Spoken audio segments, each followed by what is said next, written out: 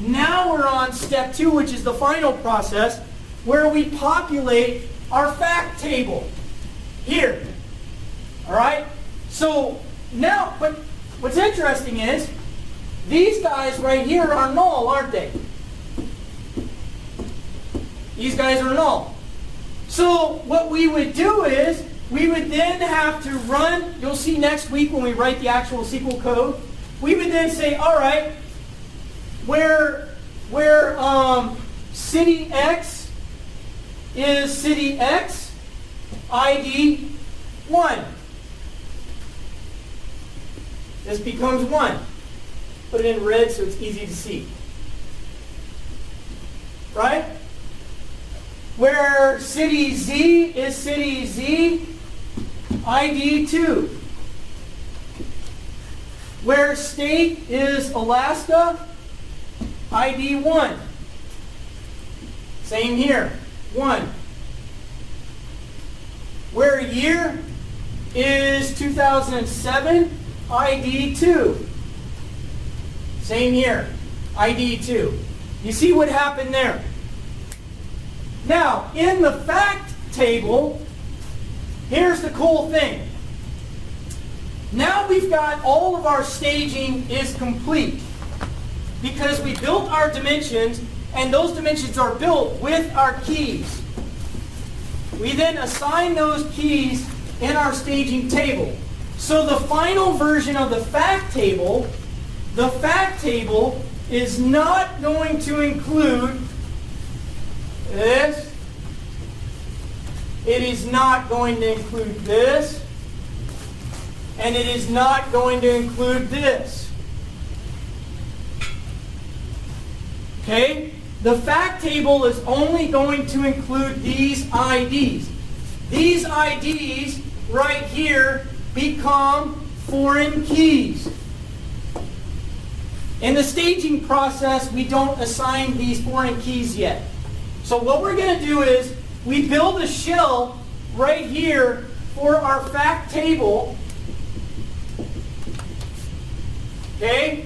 And it includes all of those measurable values. And it includes the year ID, the city ID, and the state ID. And then it has its own primary key column. Foreign key, foreign key, foreign key. Now these foreign key columns, right? These foreign key columns, these facts point straight to the primary keys. So during the extraction process and load into the final data mart tables, in the fact table we will only include the IDs and the measurable data, and that is it. We do not include any descriptive data that's in a dimension in our fact table. This way, we could expand our year dimension to include the Chinese New Year. We could expand the city table to be, is this city classified as a metro or rural or whatever? We could further classify these and widen these tables. So this would be like classification. And let's say this was classified as rural. We could create another dimension on classification. Who knows? But what I'm trying to say is that we could continue to widen these out to expand intelligence about our facts. So ultimately what we would end up doing is we could write a SQL query where we would do inner join, select from the fact table, give me all violent crimes committed in city X in 2007, or give me all violent crimes in city X in the year of the pig. So we would simply write an inner join right here between this foreign and primary key relationship between the city and the ID to give us the year of the pig, city X, right? And then all of the violent crimes.